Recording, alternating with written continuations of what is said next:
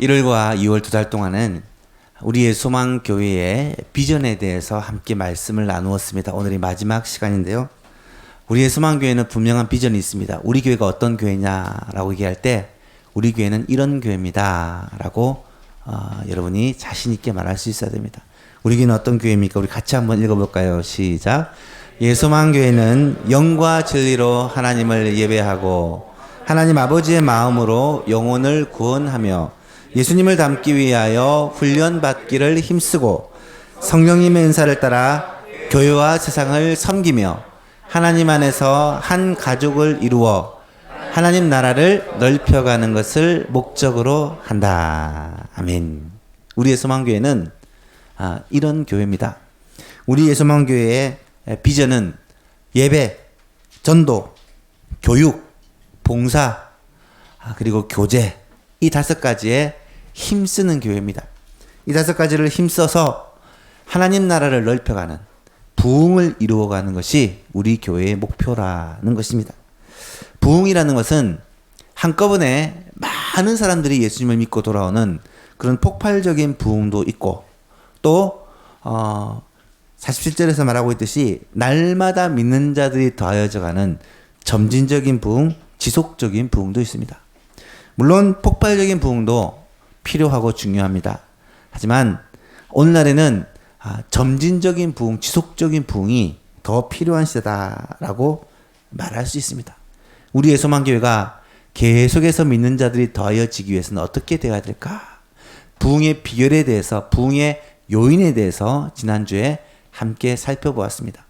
초대 예루살렘 교회가 어떻게 계속해서 부흥해 갈 수 있었습니까? 그 요인은 5가지로 생각해 보았는데요. 첫 번째가 회개입니다. 초대 예루살렘 교회는 하나님 앞에 회개함으로 말미암아 부흥의 출발을 이룹니다. 마찬가지죠. 죄에서 돌이키는 회개는 부흥을 위한 첫걸음입니다. 죄 가운데 세상 속에 여전히 빠져 있으면 하나님의 부흥을 경험하고 맛볼 수 없다라는 말이죠. 두 번째가 성령 충만입니다. 초대 예루살렘 교회에 하나님의 성령이 그들에게 부어졌을 때, 성령으로 충만하였을 때 부흥의 역사가 일어나는 것을 보게 됩니다.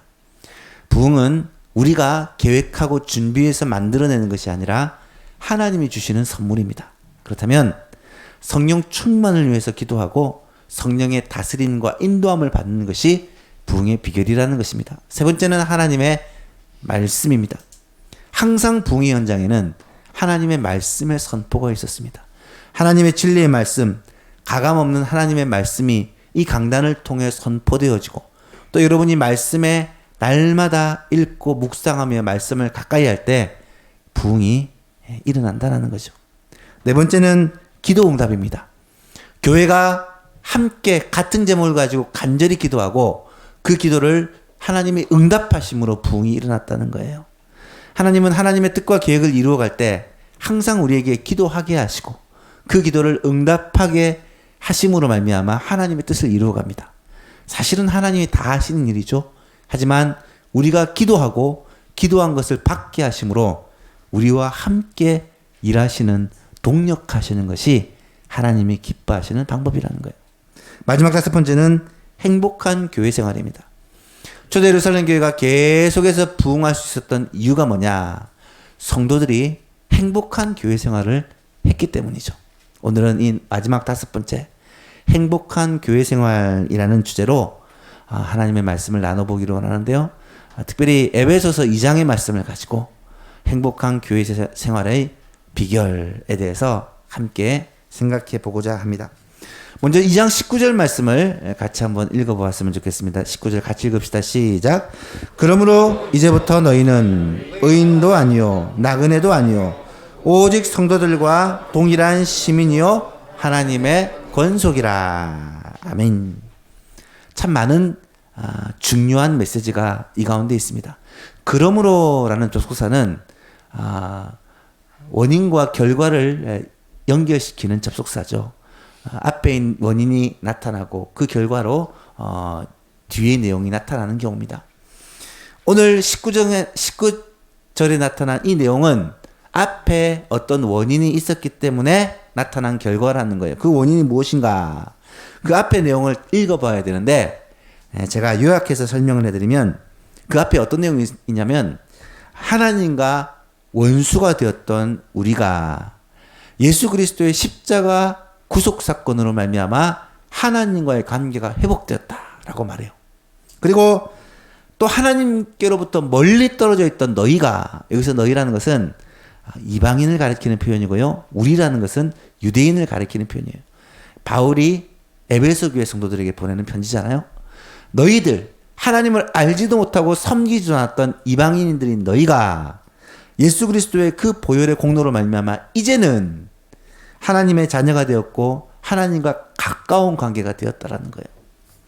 그리고 성령으로 말미암아 우리와 너희, 다시 말해서 이 둘이 하나가 되어 함께 하나님 앞에 나아가게 되었다라는 사실을 강조하고 있습니다.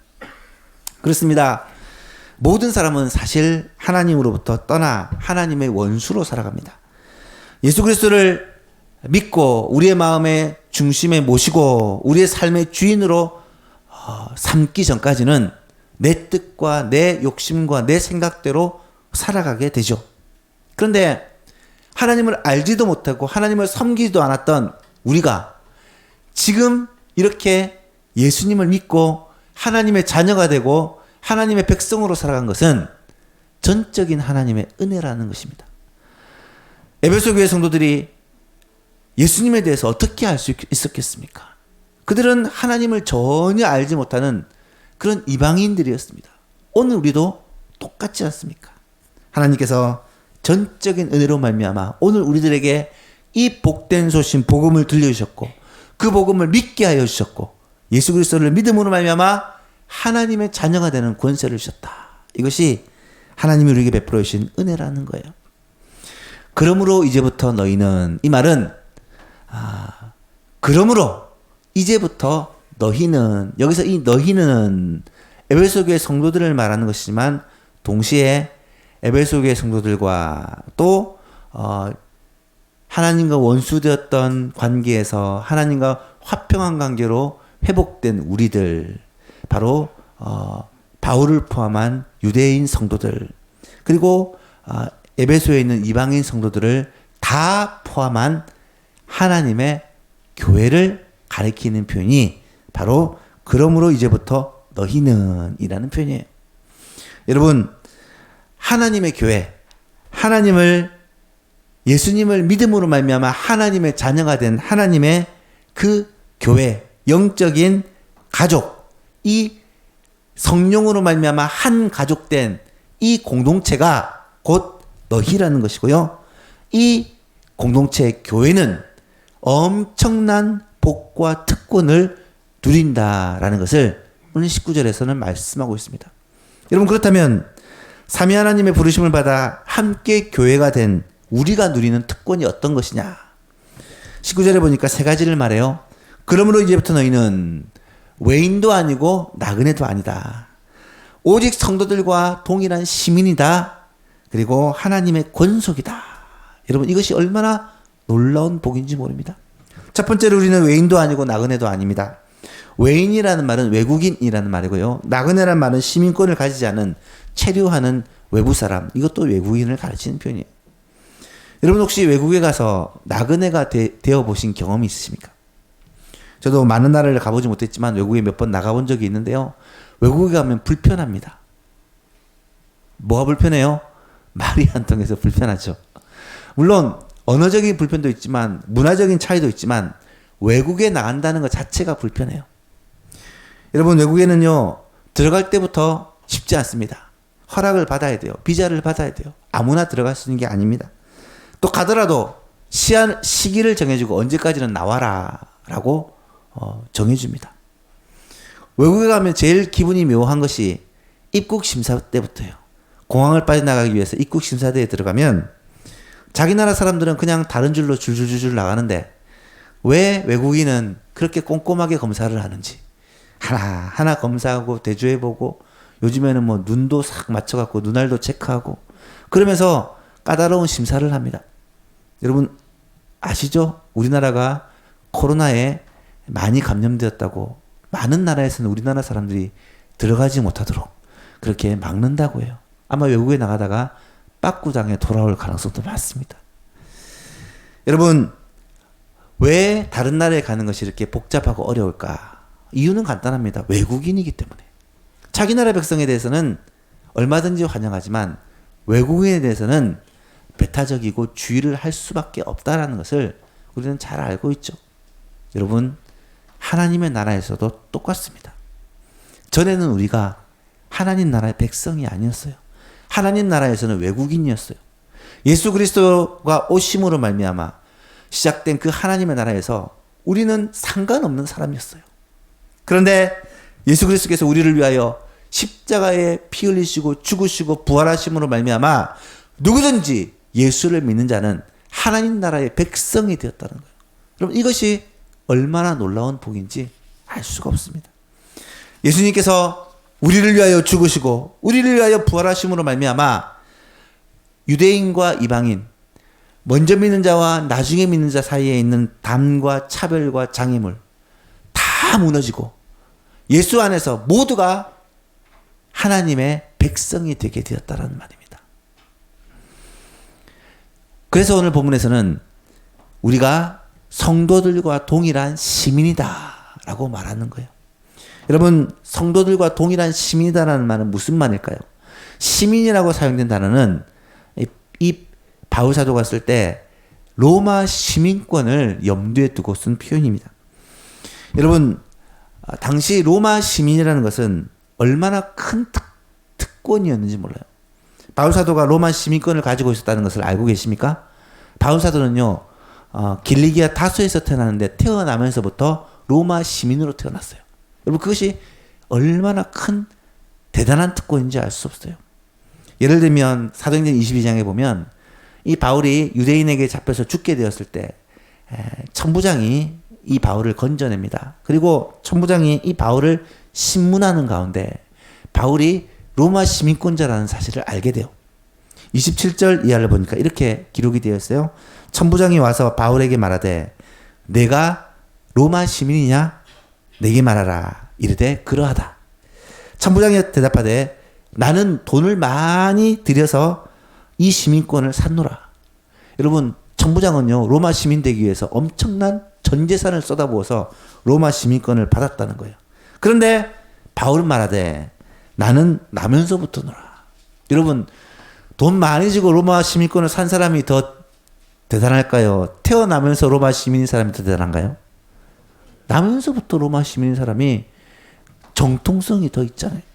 그래서 신문하려는 사람들이 곧 그에게서 물려가고 바울을 고문하려는 사람들이 그 말 듣고 그 자리에서 다 물러가고 천부장도 그가 로마 시민인 줄을 알고 또 그 결박한 것 때문에 두려워했다 라고 기록합니다.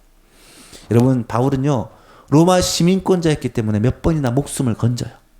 이것은 바울이 복음을 전하는데 굉장히 큰 메리트로 작용을 하는 것을 보게 됩니다. 로마 시민권이 이렇게 대단한 특권이요, 어마어마한 권리인데 여러분, 천국 시민권은 어떠할까요? 우리가 하나님의 나라의 백성, 하나님의 나라의 시민이라는 것은 얼마나 위대하고 대단하고 놀라운 복일까요? 한번 생각을 해보셔야 됩니다. 예수님께서 우리를 위하여 십자가에서 죽으시고 부활하시고 예수 그리스도께서 우리의 생명을 건져주셨을 뿐만 아니라 우리의 죄 문제를 사하여 주셨을 뿐만 아니라 우리를 하나님의 백성, 천국 시민으로 삼아 주었다는 것. 여러분, 이것은 복 중의 복이에요. 정말 특권 중의 특권이라는 사실을 우리가 꼭 깨달아야 된다는 거예요. 교회에 속한 모든 성도들은 하나님 나라의 백성이요 천국 시민인 것을 믿으시기 바랍니다.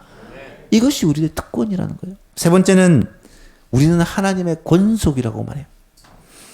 여러분, 로마 시민권을 가진 바울이 우리가 천국 시민이다 라고 말한 것도 감격스러운데 한술 더 떠서 이제는 우리는 하나님의 권속이다.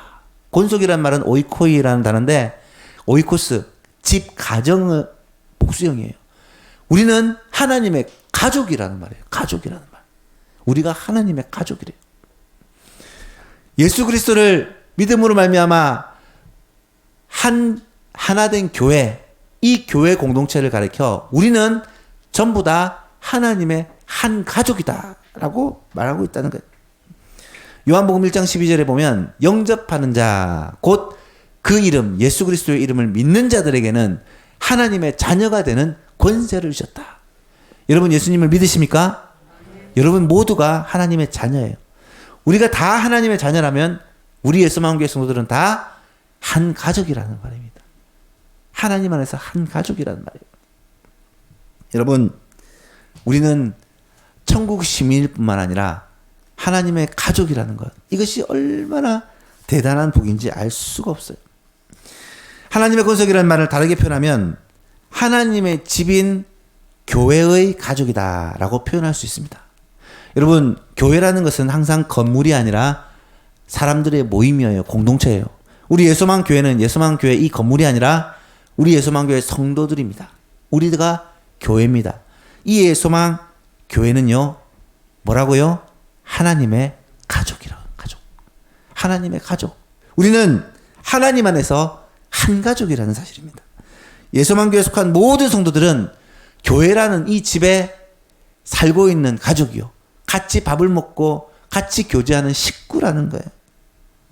사랑하는 성도 여러분, 우리가 하나님의 집인 예수만 교회의 가족이라는 것이 진짜 복이요. 그렇기 때문에 우리는 이 교회에서 행복을 누리며 살 수 있다라는 사실을 깨닫게 될 수 있기를 축복합니다. 가정이 평안하지 않으면요, 그 사람은 결코 행복할 수 없어요. 한번 생각해 보세요.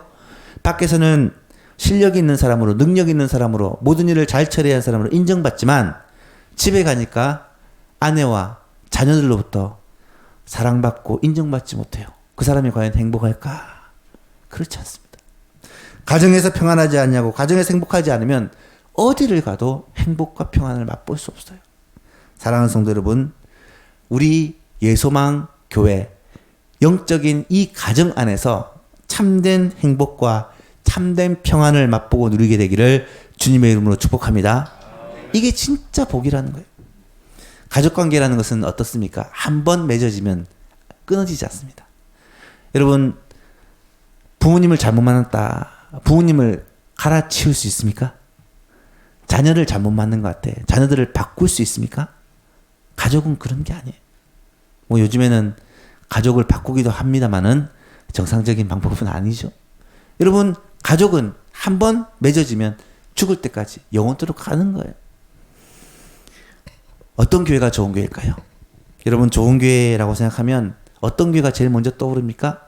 어떤 사람은 여건과 환경이 잘 갖춰진, 주차시설이 편하고 쾌적한 환경 속에서 예배드리는 교회를 좋은 교회라 생각할 수 있을 거고요.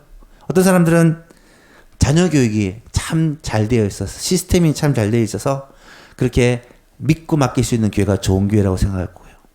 요즘엔 또 목사님을 많이 보더라고요. 목사님이 좀 키도 크고 잘생기고, 그리고 목소리도 참 좋고 설교를 잘 하시는 목사님이 있는 교회를 좋은 교회라고 생각하더라고요. 여러분, 세상에서 제일 좋은 교회가 어떤 교회입니까? 세상에서 제일 좋은 교회는, 한번 따라 합시다. 내가 다니고 있는 우리 교회입니다. 여러분, 제일 좋은 교회는 우리 교회예요. 나무 가정 아무리 멋있어 봐야 아무 소용없어요. 우리 가정, 우리 집, 내가 다니고 있는, 내가 몸담고 있는, 내가 섬기고 있는 이 교회에서 행복을 누리고 이 교회에서 평강을 누리는 놀라운 은혜와 복이 있기를 간절히 바랍니다. 그게 진짜 복이라는 거예요. 네 번째로 20절 말씀을 보니까 이렇게 말씀하고 있어요. 너희는 사도들과 선지자들의 터 위에 세우심을 입은 자라. 사도들과, 너희는 교회를 가리킨 데 있어요. 사도들과 선지자들의 터 위에 세우심을 입은 자라. 그리스도 예수께서 친히 모퉁이 돌이 되셨느니라. 여러분, 교회가 누리는 특권이 무엇인 줄 아십니까? 사도들과 선지자들의 터 위에 세움을 입은 것이 교회예요. 사도들과 선지자의 터라는 말은 무엇을 말합니까? 사도들은 예수님의 12제자를 가리키는 표현이고요. 선지자들은 하나님의 말씀을 가르치는 교사들을 가르치는 표현입니다. 사도들과 선지자들은 원어를 보시면 정관사가 하나만 붙어 있어요. 사도와 선지자가 각각 다른 사람이 아니라 같은 사람이라는 거예요. 예수님의 파송을 받아 보내심을 받은 사도, 그들이 하나님의 말씀을 가르쳐 세운 교회예요. 여러분, 사도들의 터 위에 세우셨다라는 교회는 사도들이 그 교회를 지었다 혹은 그 교회를 개척했다라는 말일까요? 그렇지 않아요. 사도들이 전한 복음 위에 세워진 교회란 말이에요. 사도들이 전한 그 복음 위에 세워진 교회다라는 표현이 사도들과 선지자들의 터 위에 세우심 받았다. 사도들이 전한 복음의 내용이 무엇입니까? 예수 그리스도의 죽으심과 부활이에요. 예수 그리스도께서 우리 죄를 위해서 죽으시고 죽음을 이기시고 부활하셨다. 이것이 사도들이 전한 그 복음이라는 거예요. 그래서 사도들과 선지자들의 터 위에 세움을 받은 교회, 그리고 예수 그리스도가 친히 모퉁이 돌이 되셨다라고 말하는 거예요. 교회를 건물에 비유합니다. 교회를 집에 비유합니다. 이 집의 기초가 너무 중요한데 이 기초가 바로 복음 위에 예수 그리스도 위에 세워져야 된다. 그게 진짜 교회요, 좋은 교회요, 행복한 교회요, 건강한 교회라는 말이에요. 오늘날 많은 교회들이 안타깝게도 그 기초를 예수 그리스도 위에, 복음 위에 두지 않아요. 많은 교회는 그 기초를 사람 위에 둡니다. 이단들이 다 그렇잖아요. 어떤 사람이 절대자입니다. 어떤 사람의 영향력이 절대적이에요. 여러분, 교회의 이 기초는요, 사람에게 둘 수가 없습니다. 교회의 기초는 어떤 프로그램이나 어떤 목회 철학이나 뭐 어떤 사람의 생각에 둘 수가 있는 것이 아니에요. 심지어 교회의 기초를 건물에다, 물질에다, 또는 어떤 경영 철학, 세상의 경영 철학에 두는 교회들도 심심찮게 찾아볼 수 있어요. 여러분, 그런 교회는요, 생명력이 없습니다. 참 교회가 아니에요. 왜요? 그 기초가 그리스도와 복음 위에 세워져 있지 않기 때문입니다. 우리 예수만교회는 예수 그리스도와 그의 복음 위에 세워진 교회라고 믿습니다. 담임 목사가 누구이든지 간에, 예수만교회는 장로님이 누구이든지 간에 앞으로 한 5년 정도 지나면 장로님들이 은퇴를 하시고 또 다른 장로님들이 세워질 거예요. 장로님들이 어떻게 되든 간에, 집사님들이, 권사님들이, 성도들이 어떤 사람이든 간에 영원토록 변치 않는 사실이 있어요. 우리 예수만교회는 어디 위에 세워졌다고요? 예수 그리스도와 그의 복음 위에 세워진 교회. 그 교회는 영원토록 흔들리지 않을 줄로 믿습니다. 그 교회가 참된 교회라는 거예요. 마지막 5번째로, 교회가 왜 복됩니까? 우리는 그리스도 예수 안에서 함께 지어져 가는 성전이기 때문에. 21절과 22절을 잘 보십시오. 참 재밌는 표현이 나와요. 21절과 22절 같이 한번 읽어보겠습니다. 시작. 그의 안에서 건물마다 서로 연결하여 주 안에서 성전이 되어가고 너희도 성령 안에서 하나님이 거하실 처소가 되기 위하여 그리스도 예수 안에서 함께 지어져 가느니라. 한번 보세요. 너희가, 교회가 성전이 되어 간대요. 어디 안에서요? 그리스도 안에서, 주 안에서. 22절에 보니까 너희가 함께 지어져 간대요.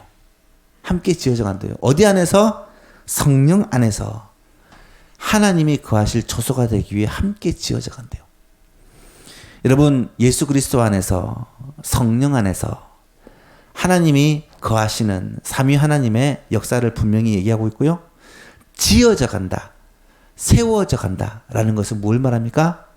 교회가 물론 성전이에요. 성전이라는 말은 예수 그리스도의 몸이라는 표현이고요. 하나님이 거하시는 곳이라는 표현이에요. 교회는 성전입니다만 건물 성전을 말하는 게 아니에요. 우리 성도들이 그리스도의 거하시는 성전이라는 말이에요. 예수 그리스도의 몸된 교회가 곧 성전이라는 거예요. 이 교회가 지어져 간다라는 말은 한 사람 한 사람이 함께 한 몸을 이루어 간다, 성장해 간다, 견고하여져 간다라는 것을 말씀하는 표현입니다. 특별히 하나 될 수 없는 사람들이 있었어요. 이 바울 사도가 편지를 쓴 시대에는 유대인과 이방인들이에요. 유대인과 이방인은 앙숙 관계입니다. 유대인들은 이방인을 멸시했고요. 이방인들은 유대인들을 아주 원수로 여겼어요. 이방인과 유대인들은 결코 섞일 수 없는 사람이었는데 유대인과 이방인이 하나 될 수 있었던 이유가 무엇이냐? 예수 그리스도의 십자가 보혈의 능력이 이들을 하나 되게 했다는 거예요. 예수 그리스도께서 자신의 육체를 찢으시면서 죽으신 이 사건은 이방인과 유대인 사이에 있던 견고한 담을 와르르 무너뜨려서 유대인과 이방인을 하나로 만든 위대한 사건이라는 것이 에베소서 1장과 2장의 핵심이에요. 여러분, 예수님께서 십자가에서 달려 죽으시면서 운명하시는 순간 어떤 일이 벌어집니까? 성전의 지성소와 성소를 나누는 그 휘장이 위로부터 아래로 찢어지잖아요. 휘장은요, 사람의 손으로 찢을 수 있는 그런 휘장이 아니에요. 두께가 주먹만한 두께예요. 그 어마어마한 휘장이 위에서부터 아래로 찢어졌다. 뭘 말씀하는 겁니까? 하나님과 우리 사이에 막혔던 그 담이 무너진 거예요. 하나님께로 나가는 그 장애물이 제거된 거예요.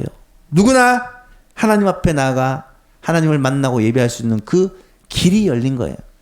뿐만 아닙니다. 이방인과 유대인 사이에 원수된 이 견고한 담이 무너진 거예요. 결코 하나 될 수 없는 그런 원수지간이 예수 그리스도의 십자가 사건으로 말미암아 하나가 되는, 교회가 온전히 하나 되는 놀라운 역사가 일어났다는 거예요. 그래서 그리스도 안에서 예수 그리스도의 십자가 보혈을 믿는 그 예수 안에서 우리는 누구와도 화평할 수 있다는 것입니다. 에베소서 2장 14절에 바울은 말합니다. 그는 우리의 화평이신지라. 예수님은 우리의 화평이신지라. 둘로 하나를 만드사. 둘은 이방인과 유대인을 말해요. 원수된 것, 곧 중간에 막힌 담을 자기 육체로 허시고 예수님의 죽으심과 부활, 자신의 몸을 찢으시면서 그 담을 허시고 온전히 하나 되게 하셨다는 거예요. 여러분, 교회는 그래서 위대합니다.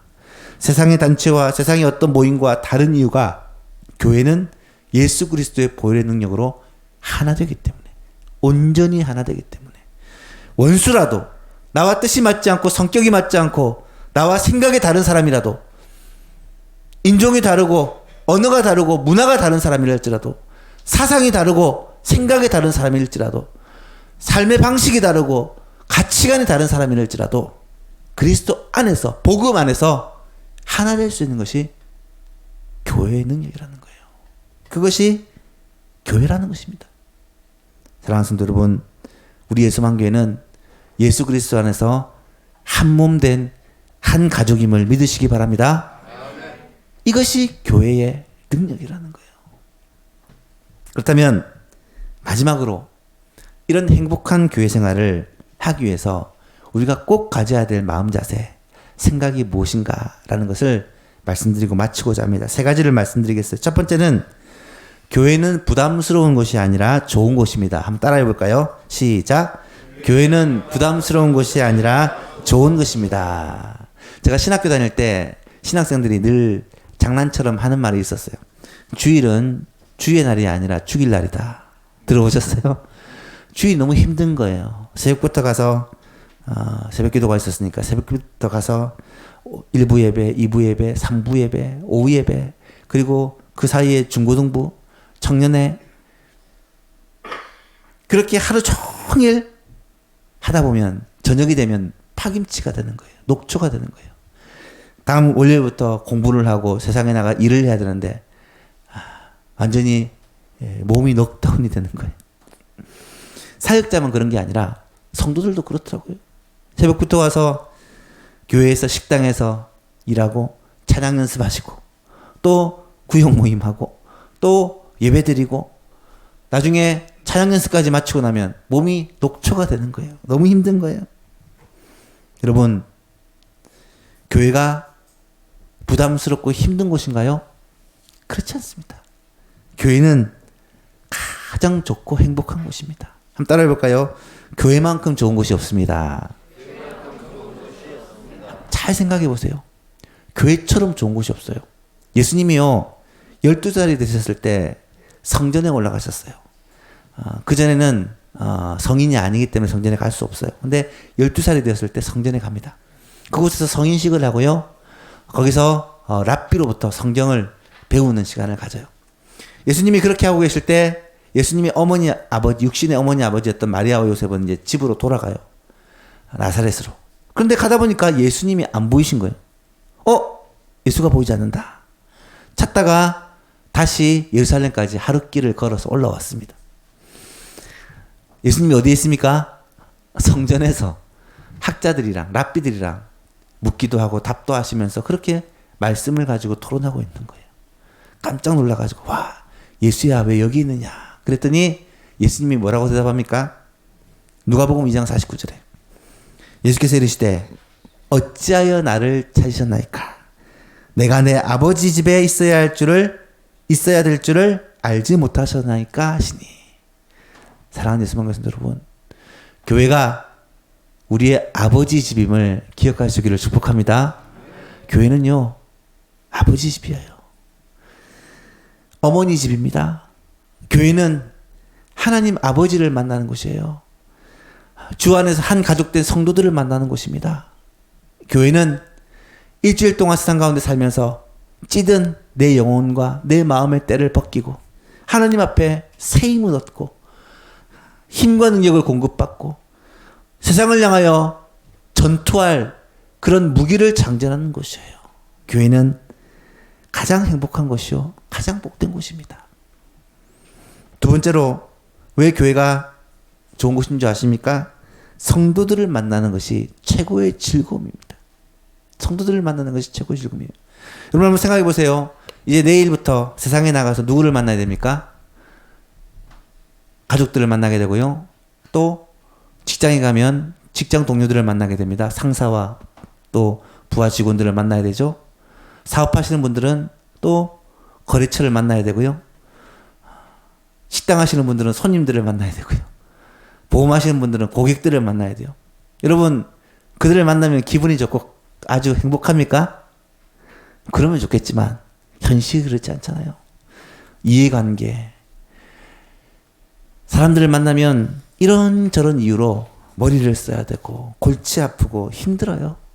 사실 이 세상 가운데 마음을 편하게 나누고 정말 서로를 위해주고 정말로 서로를 위해서 기도해 줄 수 있는 사람이 그렇게 많지 않아요. 그런데 교회에 오면 어떻습니까? 교회에 오면 목사님을 만나고 장로님을 만나고 성도들을 만나고 같은 전도의 사람들을 만나고 구역 식구들을 만나면 기쁘잖아요. 즐겁잖아요. 성도들을 만나서 인사하고 안부를 묻고 위로하고 격려하고 좋은 일 있으면 자랑하고 나누고 힘든 일 있으면 기도 제목을 부탁하고. 여러분, 이것이 영적인 한 가족이잖아요. 성도들과 함께 찬양하고 예배하고 성도들과 함께 말씀 나누고 기도하고. 여러분, 이것이 정말로 주 안에서 누리는 행복이지 않습니까? 제가 여러 번 말씀을 드리지만 여러분 평생 친구는요, 교회에서 만나야 돼요. 여러분의 평생의 동력자는 교회에서 만나야 됩니다. 평생 동안 함께 마음을 나누고 기도해주고 위로해주고 무슨 일이 생기면 가장 먼저 연락하고 기도 부탁하고 할 수 있는 평생의 동력자는요, 교회에서 만나야 돼요. 교회 안에서 정말 믿음 안에서 이런 평생의 친구, 동력자, 함께 신앙생활에 나가는 그런 좋은 동력자들을 만나는 은혜가 여러분 모두에게 있기를 간절히 축복합니다. 이것이 교회예요. 마지막으로 물론 교회도 좋고요. 동역자들도 좋아요. 근데 가장 중요한 게 뭐냐? 교회에 오면 언제나 나를 사랑하시는 주님이 계시다는 믿음이 있어야 한다는 거예요. 교회가 왜 좋은 곳입니까? 예수님이 계신 곳이에요. 예수님이 머리 되신 곳이에요. 주의 영이 충만한 곳이 교회라는 것입니다. 마태복음 18장에 보면 예수님이 이렇게 말씀을 하세요.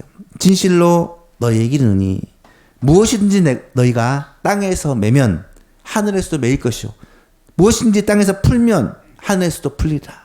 이 땅에서 매고 풀면 하늘에서도 매고 풀린다는 거예요. 그게 뭔 말하느냐? 19절에 보니까 진실로 다시 너희에게 이르노니 너희 중에 두 사람이 땅에서 합심하여 무엇인지 구하면, 두 사람이 합심해서 기도하면 하늘에 계신 내 아버지께서 그들을 위하여 이루게 하시리라. 맺고 푸는 것은 우리가 합심하여 기도할 때 하나님이 그것을 응답해 주겠다는 약속인데, 20절 말씀에 결론적으로 이렇게 말합니다. 같이 읽어볼까요? 시작. 두세 사람이 내 이름으로 모인 곳에는 나도 그들 중에 있느니라. 아멘. 교회가 왜 복된 장소인 줄 아십니까? 성도들이 함께 모여 하나님 앞에 기도하는, 성도들이 함께 모여 주 안에서 교제하는 이곳에 주님이 우리 가운데 거하여 계시다는 거예요. 우리 가운데 거하여 계시다. 주님의 임재, 주님의 함께 하심이 있는 곳이 바로 이곳이라는 거예요. 여러분, 물론 주님은 어디를 가나 있습니다. 어디를 가든지 우리가 동행하세요. 어디를 가든지 우리 안에 거하여 계십니다. 하지만 성도들이 함께 모여 주님의 이름으로 함께 모여 기도하고 예배하고 교제하는 그곳에는 내가 그들 가운데란 말을 영어로 해서 어망입니다. 한 사람 한 사람에 말하는 것이 아니라 그 모임 가운데 임한다는 거예요. 그 모임 가운데. 성도들이 모여서 함께 예배하는 이 모임 가운데 주께서 임재하신 줄로 믿습니다. 성도들이 모여서 교제하는 그 모임 가운데 주께서 임재하시는 거예요. 그래서 교회는 가장 복된 공동체, 가장 행복한 곳이라는 말씀이에요. 말씀을 맺습니다. 오늘 우리에게 참으로 중요한 것이 있다면 저는 행복한 교회 생활이라고 생각합니다.